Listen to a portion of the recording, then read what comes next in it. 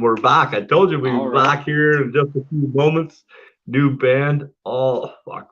You guys, I'm glad we had a little delay. It allowed me to listen to a few more of your songs. Please Yeah. introduce yourself, man. I'm a huge fan now for sure. Ah, thank you. No, my name's Will. I play guitar for Grave Shadow. I'm here on my loan. Some team members in the band, or is our lead guitarist. Rachel's who's our bassist, Bone, and drummer. Yeah, another Bone. Lineup. This new lineup kind of years ago. We just put out an hour, just a couple months tour to kind of support it, and some shows next. And then in San Francisco is gearing up for next year. It's been an interesting time, growth, and a lot of change. Oh, the industry itself has almost been rewritten in that sense. Like Totally. it's the way things are done, especially nowadays after all the shit that went down, right? Like Yeah. uh, to be able to even play one or two shows during the time. I know certain states, buddies of mine from Florida played like 300 shows over the last couple of years. Oh, Like wow. my other buddy, out of Texas with the band Cauterize, my good buddy Alex and them, they didn't do any shows. They, like, and then here in Yeah. Canada, we lost a lot of venues where they couldn't afford the rent anymore. They're not making money, and then now there's no shows, right? Like, I know that definitely down here too. Like there's definitely like restrictions thing, but mm, there were definitely still like I want to say one girlfriend and I went down and they came through tour, and that was like normal. He's there, they're in the building, but maybe only about actually like complying with, and then like the smaller venues here in Sacramento. I think of Blue in the NR. I can't remember if they closed shortly before it was after, but I know it was kind of the same things.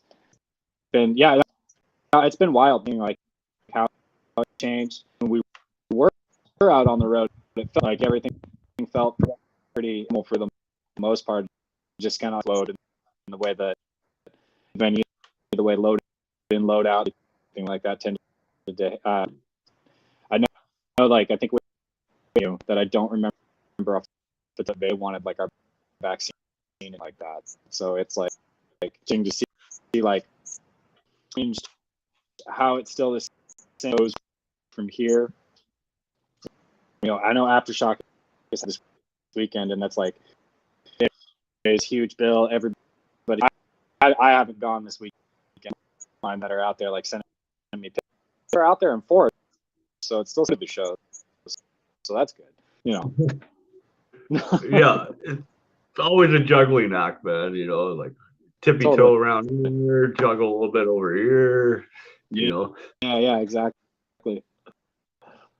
so fuck. You guys have a lot of great music, man. It's like, what's in the future? Like, obviously, you guys are a mixed band. It's so nice. We deal with Yeah. like probably 50-60% of bands that have a female influence with the band. Double down, right? Yeah. Uh, We have. Yes, we have. it's so Yeah, good to man. see. How does that, does that change your style, or have you kind of adapted No, to? not at all. Like we think like having like two women and really kind of changes our style. Especially like Grave's always been a collaborative project. I know like you either got like one guy that are kind of like the main driver, do most of the writing or things in that regard, but I've always found creative environment, study engaged, and everyone influences to the table, ideas to the table. Kind of, I feel like it gives you a lot, but it gives you a lot more ideas. It kind of helps things from become. And when like record, it's, I more uniformity and sound from those records, and you're kind of the first record going into, and I feel like there's a little bit of our third record, the Unstuck, last few songs that got record, Ambition's Price, like in this more power and tradition, and we weren't planning necessarily for a lineup change. And we did know, like, even that, we knew, like, when we were in conversations around, like, what we were going to kind of carry into that power and action. And then when we came on board, and that's kind of that kind of like traditional heavy metal, that power metal. That's kind of what she did. And so it lent itself to what Aaron and I were all. And this record has been most of like I contributed and did a lot of heavy lifting and did and kind of what he brought to the regard, but it's always either as, and we kind of as a group, or maybe I give some riffs over to, hey, this is kind of what I decided in a direction that I want to do, or through with like a song that's orchestrated from start to finish. It's kind of almost like more of a production point where you're trying to, we trim some fat here, dense it a little bit, or maybe we need a little bit and kind of let it shine. So I wouldn't necessarily, at least for us, changes anything so much as it just we've always operated. It's a team effort. It's a collab, and like I say, ultimately best materials when you've got the stakeholder in the band involved. That's what I love about the genre, especially nowadays. It's even though it's changing so much in that sense, where the front men are now becoming front women, or the lead guitar player is now a chick playing guitar, the fucking drummer. Yeah. But yet it hasn't changed anything like does with the music. Like, it's still the same music. It brings a little more, I gotta say, they're a little professional than us men in that sense, because you get sitting, you drink beers, they're always the ones that are like, no, let's do it, it's time to go on stage, right? Mm-hmm. Yeah, honestly, like for us, like we made the Lucy kind of became band, keeping us in line and making sure everybody had what they needed to do, had what they needed. Everybody was working time, and Rachel, illness while she was on the tour, and trying to make sure that Rachel had as best as she possibly could. I think but kind of like at this, kick it back to like old school rock and roll, like Inception in the 50s. Sound Dog with that song was actually written that Mama Thornton, and she's a lot more soul than Elvis. Like, great example. So I think it's like, I think it's kind of one of those things where it's like it's not been a place for women in rock to kind of see more, kind of taking that and getting the opportunity, getting more opportunity in doing what it is that they love to do. Oh, women have always loved rock and roll and heavy metal and stuff. They just weren't allowed back in the day, in that sense, where they had all these restrictions. Oh, you stay at home, you cook dinner, you do laundry. Well, that's fucking dumb, because this woman can fucking run that machinery better than you, or she fucking shreds better than you on a guitar, man. What are we doing here? Like, we're supposed to be on the team. Hell yeah. Yeah, no, I got a young, she's like 10 years younger than me. She's always felt like more like a niece. Like, for me, seeing makes me happy, because I feel like the more women that are, the more role models, and to be able to let any woman needs to be told it's something to do, but it's always nice when you can see yourself in, and then kind of use that as inspiration and kind of take it for yourself.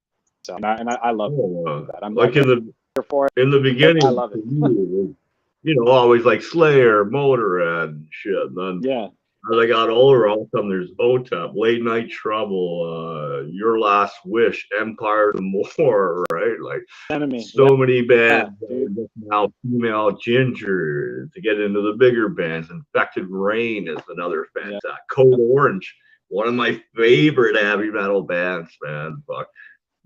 Even live, they're fantastic. And it's amazing to see, man. Remember, it is. Like, I Ozfest as a kid. I only had the opportunity to go one.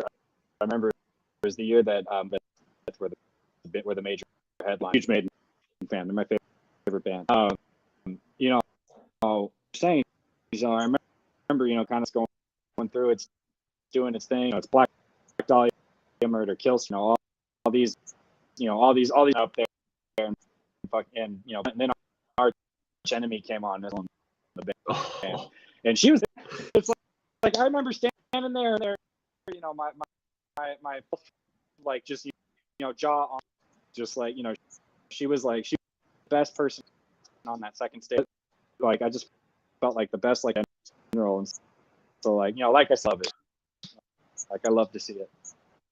Oh, it's so amazing, but it fits with that band in that sense. It's not like like it wouldn't work with nobody else doing those parts. Same with you guys, like having that influence and that drive from both sides of the fence, plus all the genres that you all listen to.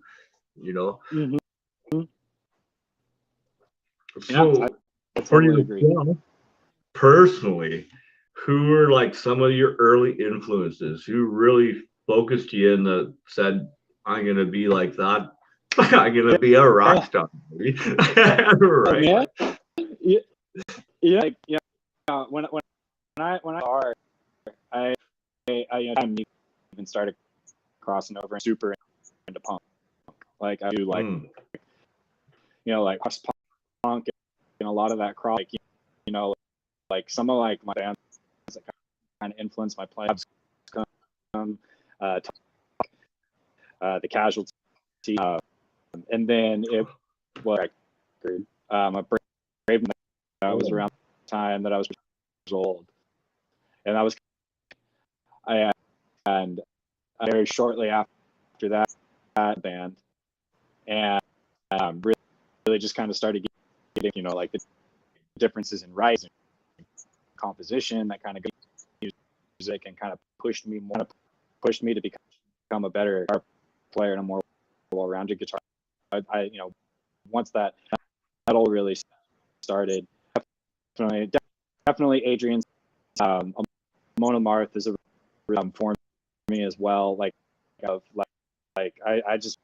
I'm just like a lot of like death metal with the influence that's in their early work all the way through. I really like. And honest man, like I'm a production of big production of things.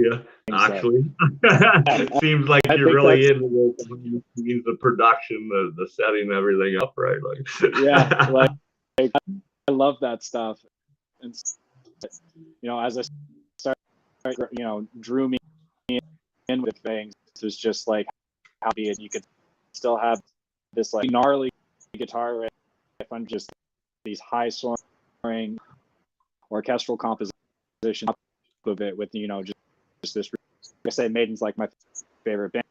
I've got a singers. Kind of having the that top of it was always something, a natural progression, I think. And I've been more like bands that I've been drawing like in more so bands like Tom Power Wolf, definitely Unleash the Archers, those that power metal vein I really like, just because it reminds me of punk, definitely. But, tighter songs, high energy, That's what Power Wolf is a name I don't hear often from a lot of people. It was my buddy Boog and Trevor and them that showed me all kind of the underground punk scene and all that. But for me to give shout outs to punk bands, my buddy Johnny Eyeball, he's in Hawksetter, I think you say it right. Yeah. And then you have District with my buddy Gabe, but a huge one out of Peterborough, Ontario is Cross Dog. If your roots come with fucking punk, you have to check them out. Female fronted band once again. But actually, some of my best photographs I've ever done from a concert is from that band too. So they made a huge impression on me when I've seen them. And we've had them on the show finally. We finally got them on there last year. Oh man, what a great interview that was. Fun. I'll have to check them out, man. Like I'm punk band, like they punk band. I feel like it's like you're from the rough and everything like that. Especially like with. Well, I'll send you a link there. I'll get Hollywood or myself. We'll send the link over so you can take it right to their fucking page and check them out, man. Like that's what this is. I'm down. That's what we do here in the Boneyard. Share music, like internationally, whether it's from Israel or we got bands from Australia. You guys, the last band from Colorado. Like you can go anywhere in the world to any metal show and be like.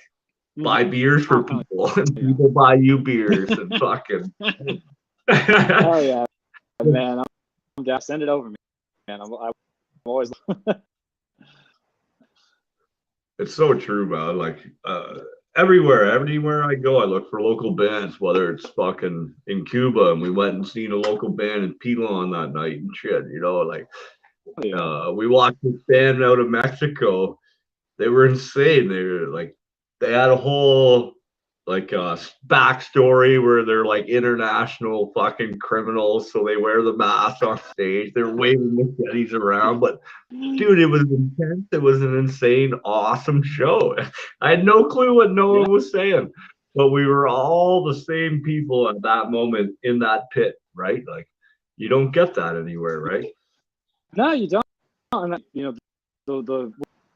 we got done a couple shows like outside. Did one up, and we were up in Canada at and we were open and Brett Signal on that fantastic show.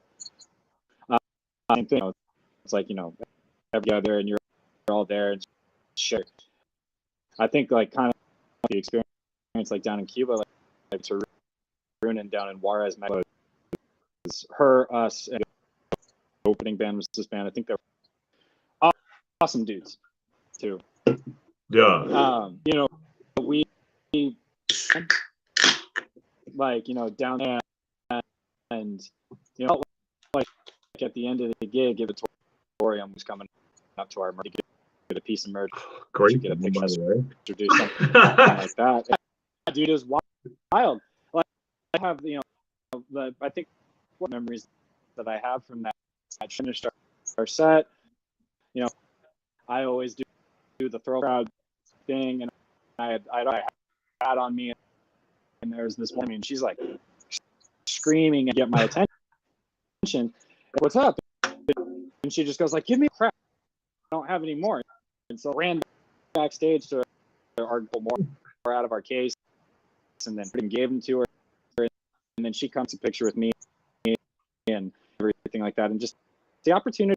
It's a it's like that moment. It's like everything else, like where you're from or what story is or anything like that, to share this moment to get a band that's playing. No, it's like you said, this moment in time right now in that pit. Like I can remember bless my buddy Freddie, real name Steve Berry, but we always call him Fast Freddy, Hitchhiker Freddy, all kinds of nicknames.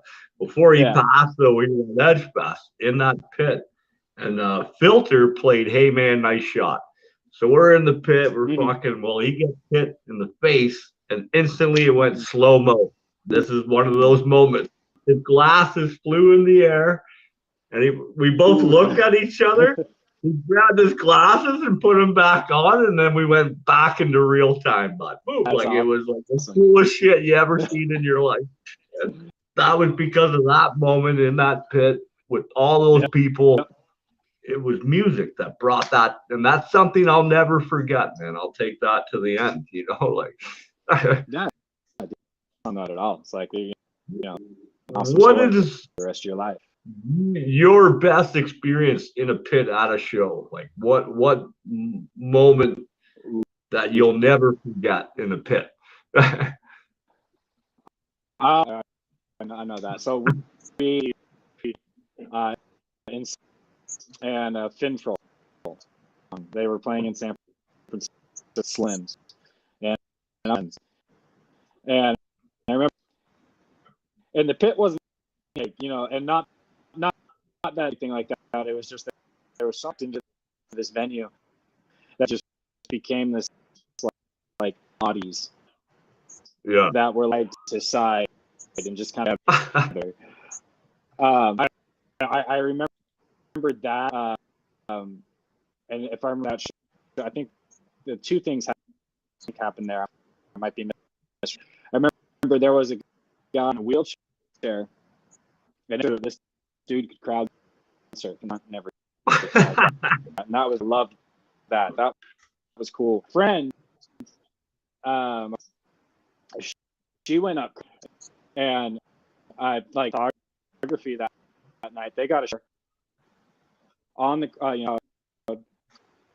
while the lead like singing, and it's on, and they're like making eye contact with that, and we saw the picture shared out here, and then like sharing that out, like, and she was like, he's a medal at the time, and I'm like private modeling as well, a little bit of a boost, which I thought, like, I would say, like, he stands out, and Mona Martha pit wild. It's like they're always that perfect moment. Caught, like, I'm one of those people, I'll whip my phone out the odd time, take some photos. I don't even look at what I'm taking. Boom, boom, boom, boom. And then I put my phone in my pocket. I'm one of those old school people. I hate just seeing they hold their fucking phone up and stare at their phone. Like, the same way. Like just take your photos, like, put your phone away, bud. Like, like, why are you watching on a 7-inch screen when it's literally right here? It's right. But so I'm kind of the same way. I don't think I have very many pictures from, and I even so to go, so John 5 he's like one of my favorite guitar players, underappreciated guitar player. Because I think, like, a lot of people like really only get he's done with like Zombie and then with Manson and everything like that. Listen to the guy's solo stuff, Virtuoso, and we'd like open for him at the time, and they came through Sacramento. We were able to get on the show opener for it, and we get there, they're already there, they're doing that, and John comes walking into the, and I can't remember who it was. They like nudged me because they knew he was too. You should go talk to him. And I'm like, oh. Like, I don't a typical fan or anything like that. Like, I walked up to him, thank you so much for having. I'm really excited. It's an honor to like thing like that. And he's just super nice the whole time. He goes like, yeah, it's gonna be real good. And then he would whatever he does and picture like at all or anything, and like now, and I'm kind of like, man, maybe I should have gotten that. In some ways, I'm almost, it's like, because now, more to me is that memory that I had, shake his hand and just chat. And to me, that's means more. That honestly gonna sit in my phone. That's a personal moment in that sense. I'm sort of the same way. Like, I'll take pictures while you're on stage, and I'll move from here to here, take a couple, watch the show. But when I'm backstage with you, I'm not putting my phone in your face and stuff. I'd rather just shake your hand, get your set list, shoot the shit with you. Like, be a real person in that sense, and not as much as a fan as I am, bud. It would be hard not But we'll wait until Yeah. 3, 4 shows in when I finally, let's finally get a picture together. There you Like, go. because I find bands Exactly. remember those people. Like when we seen Diego's Abortion, we seen him like 7 times in 5 days because they toured Ontario. So we just hit every fucking show they had, right? The third show in, they recognized it. They bought us beers and shit. Now we're buying them beers the next show.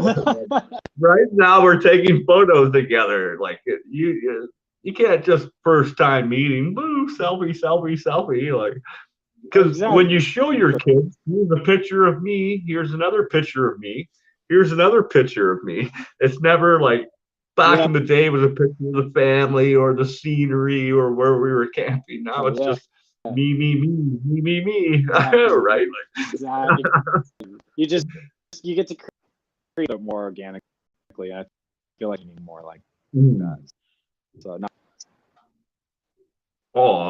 it's so 100%. Like you said, or I'd say everybody says that a picture is worth 1,000 words when taken in the right moment, though. Just be, fake it up, fucking, spend a week planning this photograph. Like, no, it has to happen right then and there. It has to be that moment, right? To flip back through your photo album and all your concert tickets and go through all your concert shirts, like what a memory to have, though, man. To sit there and tell your grandkids and their kids and your kids, right? Like story time with Grandpa fucking Grandpa Bone, right? Let me tell you. Pour me a drink, you little bastard, and I'll tell you a story. Tall one. Yeah, of course. Lots of ice, baby. Yeah, that's right. So is there one moment, if you could pick from many of the moments on stage, where you were like, yeah, man, this is something you'll never forget ever? Like, is it something that, like, while you were playing, you seen the crowd go, or maybe you looked over, you and the bass player, you fucking had that moment where it was like, yeah, you just clicked. Like, yeah, there's a couple. Like, I'm going to talk about like two. One that's kind of one that's new lineup coming together, and like on this last tour. The older examples that show in Warpening when we opened for Talk, because that show was a case study in Murphy's Law. It's like series of our set time. We got into it, weren't able to get our orchestrations, and so we had to play a condensed set, have any of our orchestration. It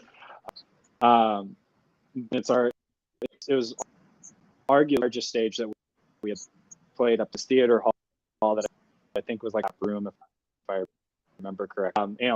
First time in Intro too, like doing all of this, like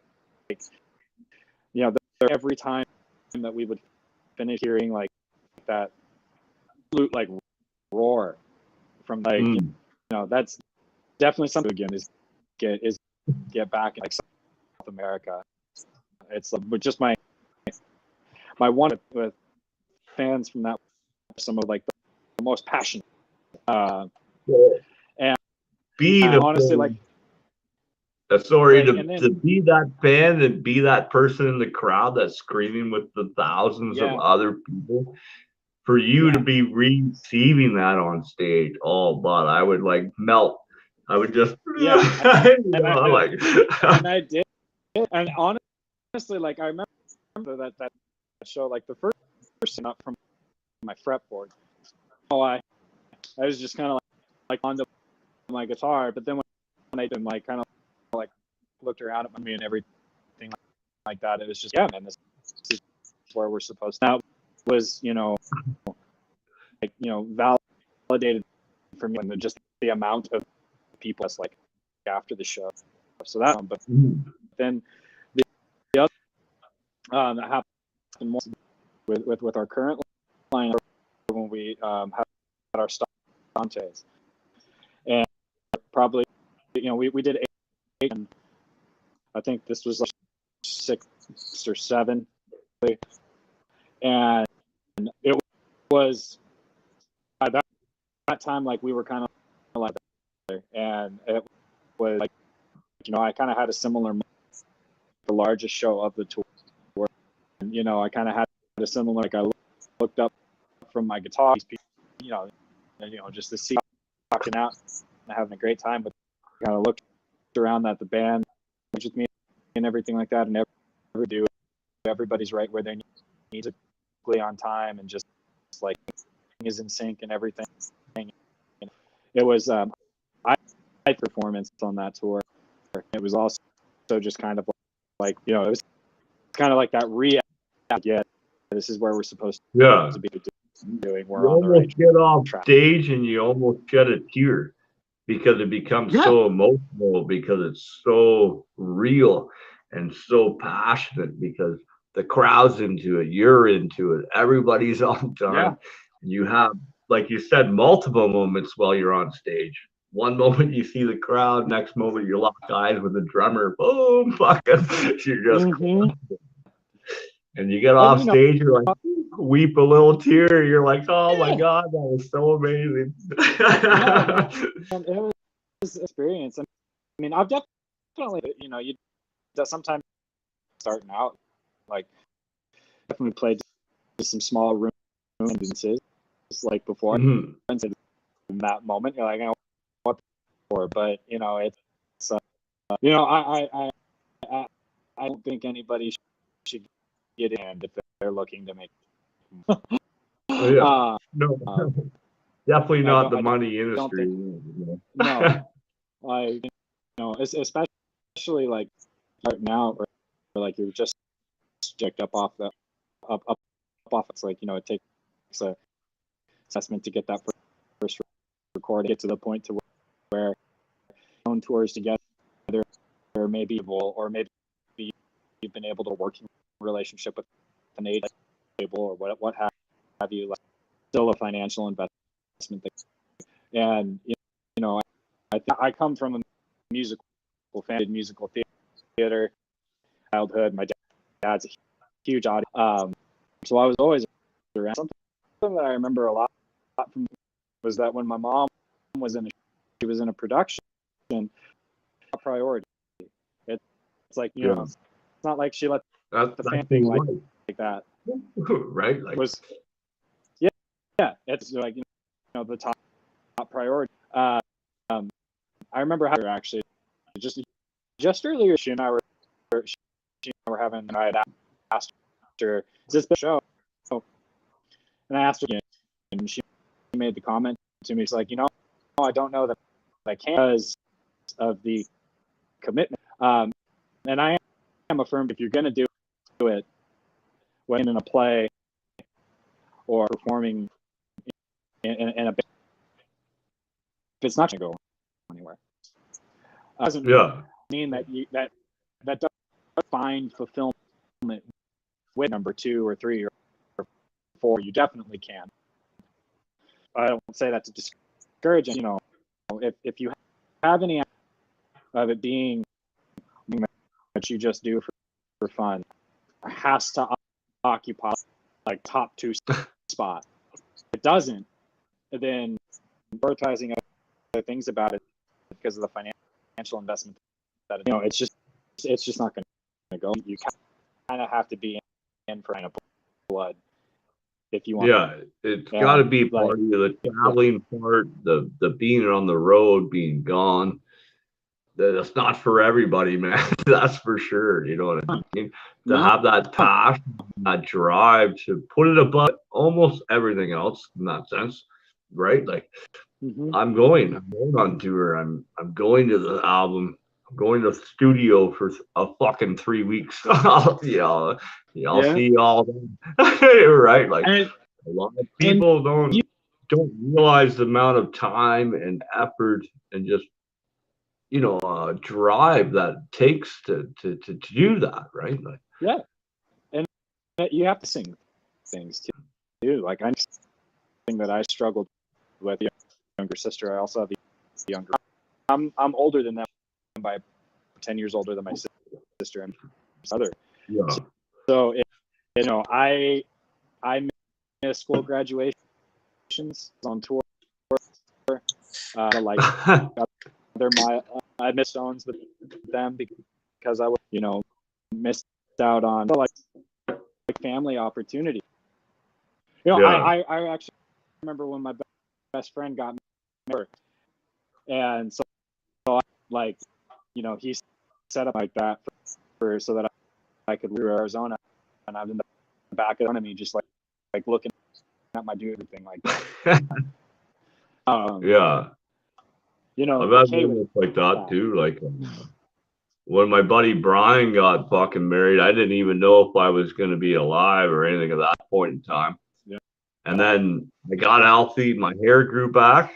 And I was like, oh, I could be actually part of your wedding, bud. Like last minute, I had to be a part of the wedding and shit, right? It was like, holy fuck, man. Mm-hmm. Thank you for allowing me to. That's something I'll never forget. And once again, one of those memories. Never took a single picture, but it's that's something I always will remember. Right? And it probably has inspired 2 or 3 songs that I've written over the years, right? Since then. Hell yeah. So, to draw inspiration, like sometimes it's just a random thing. Like you go to the fucking convenience store and whoever says some stupid shit to you in line, next thing you know, it's in your head, like I was just talking to Sapphire Rain. It's kind of why I've been looking at my phone. Great fucking R&B artist. We've been talking about collaborating and doing this and that together. And I sent her something about, because my buddy Andrew Joseph, who is a hip hop artist as well, he always says it's a fact, not a promise. People promise all the fucking time. That's bullshit. But when it becomes fact, that's real, right? So I sent that to her today because what's going on in both our lives, we're shooting the shit. And then she was like, I have a whole new concept for a whole nother album. So now it's like, oh shit. I've opened Pandora's box, man. Man, no, that's cool. Like, it's like, I've always been a big introvert. I've always really been big on, books, movie, video games. Like those have been, like, I've always been, I've always been more of an, my family makes that I'm not a joiner, like joining a parade. So it's, and for a lot of us, social than I am. Well, I think the same would be true for Ray. But those kind of like fantasy, even to draw a lot of our inspiration. Kind of indulge into that aspect of the metal life as a high school student or even younger. And then when you find your music, you always feel out of place, but yet there's always 1 or 2 people that so you're inverted, but yet when you're with them, you become the opposite. You become extroverted. Now you're listening, you're headbanging together. I got video of me and Nick Nombre, who does a whole bunch of beats for Andrew Joseph and a bunch of other bands behind the stage, makes the beats, puts all their shit together. He's going to be doing our shit here in November. We did a Pantera fucking barbecue cookout, fucking live on the air. Oh my god! So, but I can't take it down because it's real, it's raw, it's what happened in that moment. You know what I mean? But like, that music, even though you're so secluded, you feel so alone, man. You go to that concert or you buy that CD, you listen to that song, you realize you're really not alone because especially when you go to that live music, but there's everybody's there, whether it's 5 people or 10 people or 100,000 people. Everybody there is like, oh, I like you, I like you, you're awesome, fucking. We all, right? Like, you kind of create like for however long it lasts, whether it's like a full or just like an evening, all that really matters is that experiencing it in that time and the way that happens It's actually like, if I remember, I was in high school. I don't know. Go I on. don't know what it's like up like, but yeah, at least down here in California, we used to have to take an exit, and I remember the right for the essay portion was right about urban in nature at Ozfest, like that. So I like an essay about seeing Iron, about seeing Black Sabbath, and is that I chose to write the brotherhood that or like within that naturally and it does. Yeah. It's like, teenager, I felt like I was bullshit about a band that I saw, but back at it and everything like that. I remember at that show when as I lay down, fell down in the pit, everybody made way in to get the guy out and get him. Right. I remember seeing some so much on the show, even crowd surfing. That started on how to get people out of the pit. Oh fuck, he's hurt. He needs out, or she needs out. Up you go. We pass you to the front of the stage. Security takes you off to the side. You're out of the crowd. Fucking, it's this organized chaos in that sense. And people just hear, I've heard "Kill Your Mother" music. You worship Satan. You're, but yet they don't listen to. We talked about the other day. If you just took all the notes, all the music away, and just listen to the lyrics in general, it's not worship Satan and hate your mother and kill this and kill that. It's very deep and very how do you say, technical, and how feelings come out and how you are. It would be no different than a poetry night and you just read these lyrics. But yeah, exactly. I mean, like it's just somebody like I think it's so funny that like people can get you something like that walking down the street, like any of there's some of the sweetest, nicest people that'll like just to help you, but I also some of the most like too, because taking their anything like outside of them, putting their fist through a wall, or breaking something, or just you're choosing to deal with anger, your depression, your sadness, and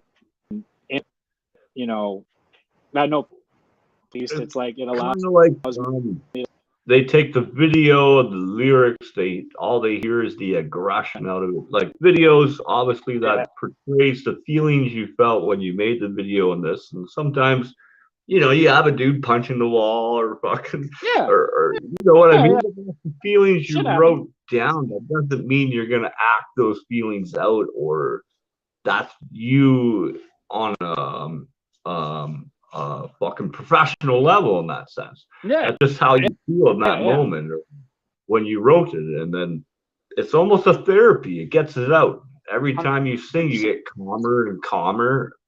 I know in the pit, being with those people and shit, afterwards you're hugging, you're, like I said, you buy each other beers, you're helping each other, making sure everyone's got a ride home.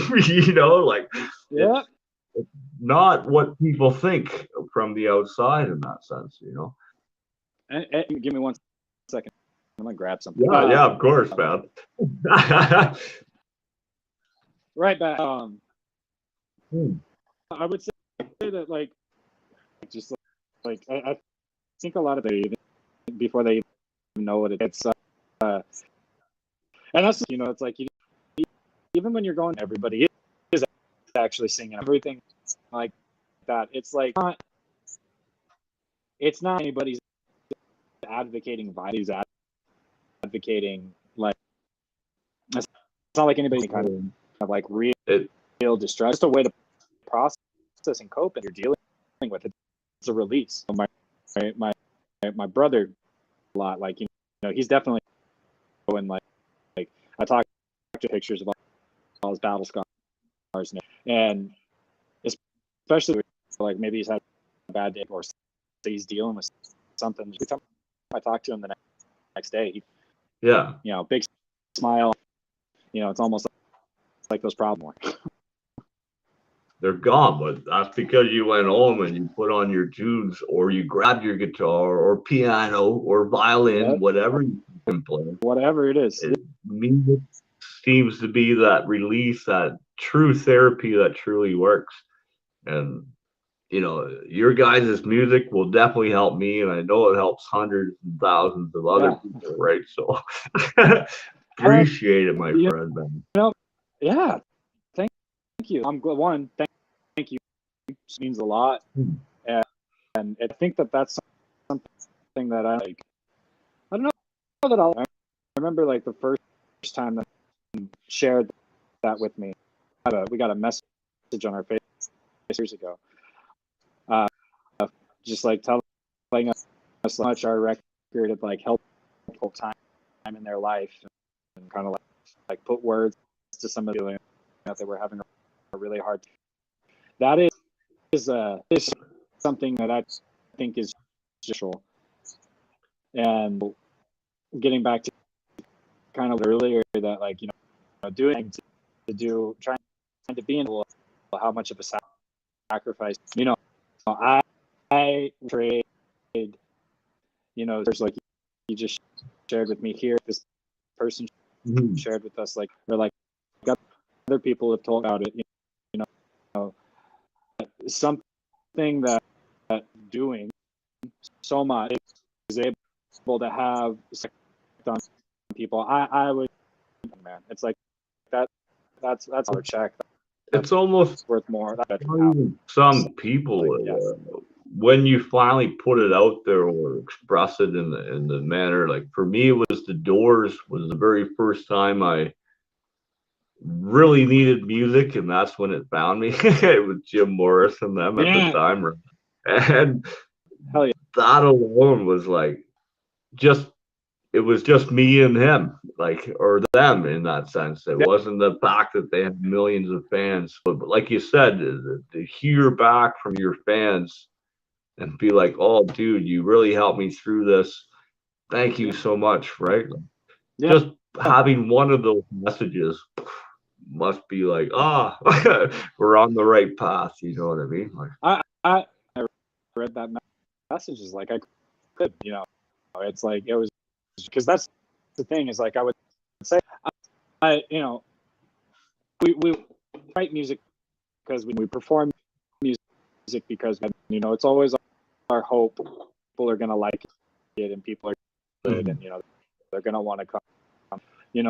I imagined million years. It's not like we run like this is gonna help psych. It's kind to hear it to hear it from somebody much like and it I don't like with anything that I've said. It's like I thought. You can really hear the difference in music when people make music because they want to and that passion is there, they don't give a fuck. Or the people that are in it for the money, they want the beat, it's always that recycled material shit that they fucking pump on the radio. Boo to the fucking radio, except for Joey Bricks over there at 97.7, who brought back Beyond 11 at fucking Sunday night. For an hour, he's allowed to play fucking underground heavy music, man. So, like, as far as like radio play and shit, is something I kind of always, not always get into, but I always ask. Can you like take your new song and take it to the radio and they play it, or do you have to like fucking? Because here we don't have none of that. You better have money. You're gonna fucking pay some money. You're gonna be on our station, like. I like we haven't. To be honest, I don't really know. I had to get like FM airplay. I know it's time around with this record. A couple tunes, a couple FM stations, the college stations, which I'm almost in favor of that. Like, haven't been featured featured on like any satellite radio. But I know we can. Like I know we could definitely try to do something like I just don't think that it's explored. I do tune off of our most. I feel nowadays the radio back in the day was like we would make an album per se and we'd take it to the station and they'd be like, yeah, this is awesome, we'll play it. Nowadays you can't do that. You know, the radio has let the independent and the local bands down. And we're the ones that fucking built the radio industry, whether it was the Beatles before they got famous, Rolling Stones, AC/DC, you could go on and on. I know people have loved music since the beginning of fucking time. It's probably why we have language and why we have ideas in general. By the fire, someone just making noises, another dude pounding sticks on the rock. I talked with this Victoria Knight, who is a fantastic artist out of Australia. I can't wait to have her back on again here soon. You know what I mean? But like, music's in our DNA. I swear to God, we haven't found it yet, but it's definitely in our DNA and everybody. Whether it's this or that, or you like show tunes. My old man really liked 1150 oldies, so it's all music from the 50s and 60s and stuff, right? Then I got Marilyn Manson, Pantera, Slayer, you know. But yet I still know all the old tunes, and when I hear them, it brings back those memories. And that's it. It's almost like a photograph. You hear that note, boom, that memory appears, boom, instantly, right? Like, it's almost like smell too. Smell, you can smell something, memory trigger for you. I think with auditory, that like it definitely does do that. There are all those senses are connected, right? Oh, like honestly, like listen, that first Maiden record that that brings up a lot of memories from when I bought that record. Memories of when I died around that time, and every time it reminds me of him. And me of going on drives with my dad, and simultaneously running through Terra Car. It's like I used to play a fucking time. It brings up memories of that. Team speak with my friends. How are we going to kill this guy? Yeah, I know it's wild how it does. Definitely in there. Definitely deep rooted. On my chair, sound me up. I thought I was gonna flop right over what I was fucking. That was awesome. That was awesome. It's like life would be boring without it. No, 100%, man. Fucking. But I want to thank you so much today. Fantastic conversation, man. Keep in touch with Hollywood or I. Anytime you guys got new stuff, let us know. New videos, let either one of us know. We'll post it up. Make sure your shit's shared right here on the Boneyard, man. And once again, all your merch, your Spotify, we find you everywhere. Everywhere, man. You can find us sold through our band camp. You can get it. We got lines that we put out for this album. Got posters, tapestries. I mean, music. Whatever your favorite streaming. Well, he said they're gone. They're gone. A limited amount of posters. He said. We got have some of the tapestries. We do the cover of our new as like a fabric flat. Big dude, pretty cool. Oh, so we got all there. Still got very limited, but like you said, you don't want to overstock. You can't. We all pay for it out of our pockets in that sense. As far as musicians, where we are today, we pay for that shit. Like the last band that they ended up learning everything except for doing their sound collaboration on the CD itself. Like they record, they do all their own videos. Like you guys are pretty well 50-50 right now. If you do it all yourself, kudos, because it really sounds very production, man. Like, Yeah, no, we it sounds like do not. people have put in That time and money to how you sound, right? So definitely got a shout out from Miss May I for that we worked with to record it. The guy that he recommended, Alberto de Casa. mhm. Like, those Alberto, like, I thought that so it's definitely there. Definitely worth it. Fucking, you guys are crisp, clean on everything I've heard. Thanks, man. Thank you. I'll be listening. It's on my playlist now. I've just followed, did the whole thing. Boop. It isn't that way. It's all just click right on you, listen to all your shit. The odd time the guys give me the radio at work to Bluetooth too, but it never for long because they're like, we like to sing and dance. We like to know the songs. I'm like, well, yeah, you gotta listen to new music, bud. Like, come on now, listen to this broaden your banger. horizon. Fuck, I'm over there in my head, fucking just jamming away, right? Yeah, man.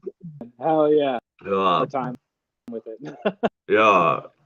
You're welcome anytime. Like I said, get a hold of Hollywood and I. You guys got some new stuff. If you got a video you want up, let us know, man.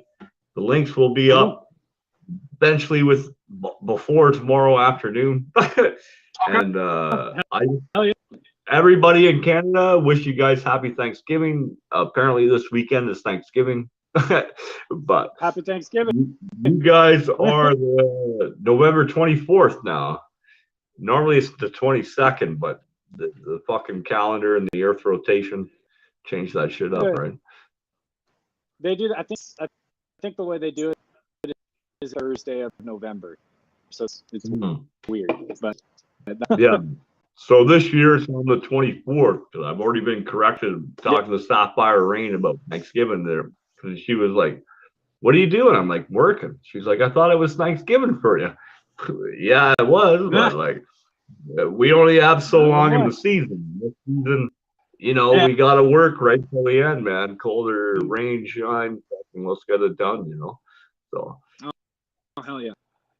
Yeah. No, going home in a couple of days. Huge reminder, we have our big show in Maine coming up here October 28th with Thy Enemy, Kingdom of Nightmares, fucking Dead Man's Prophecy, Last Dance Amongst Wolves, Earthworm, I think it is. Andrew Joseph's on the bill. Next year, we have a huge lineup. We're going to send you the links. I'm trying to make it a 3-day festival. Right now, we're 1 day because of the venue. But when I get there this year, we're going to talk business and figure that out, right? So you guys are obviously on the list of bands to have fucking jam there, man. And then Ontario. Are you guys able to travel to Ontario and do like a 1-day banger, maybe a 2-day banger or something? I think we might be open. If nothing else gives us yeah, hey, 100%, man. We'll feed you good here in Ontario, man. That's one of the big things we offer is always breakfast, always dinner before the show, place to stay, and then we work out the other smaller details afterwards. But that'll be a conversation between you guys, me, and Hollywood. Right? No, we'd be down for it. Let's see what we can make happen. Oh, that'd be sick, bud. Fuck. We'll be in touch, my friend. Once again, play it loud, play it proud. Fucking huge fan of your stuff, man. I can't wait to hear more. And I'm going to listen to you guys until the next band. Here in an hour, we're back live on the air. And but great honor, man. You're fantastic. Likewise. Your music is fantastic. Check these guys out. Fucking links are above, links are below. So there we go, baby. Deal.